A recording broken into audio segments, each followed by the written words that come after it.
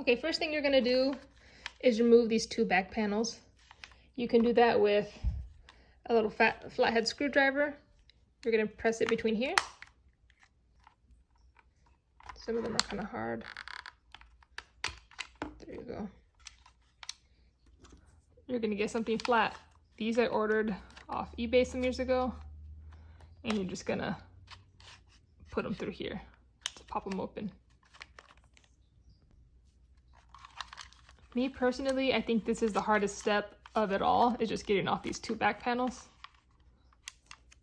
because they are on there pretty good.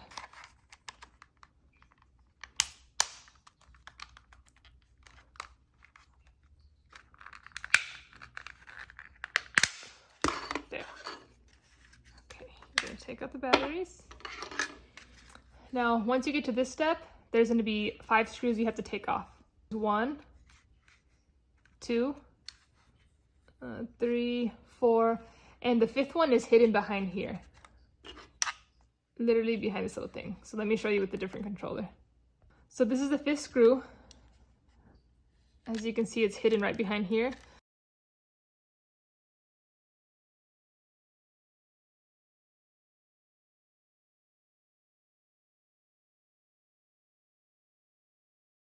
Okay, once that's removed, this should just come apart.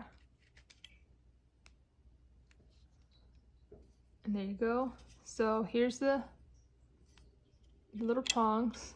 So this one just got kind of stuck behind here, so it wasn't making contact. So, okay.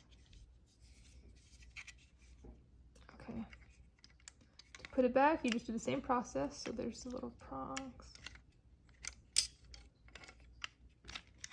There we go. Okay, once you've screwed that back in, you can go ahead and replace everything.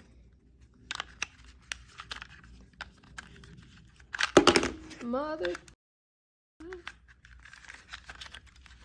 Why can't I put it in a battery pack? That's the real question there. Okay. Okay. And then you're just gonna snap these back into place. So there's 1. There's 2. And that's how you do it, folks.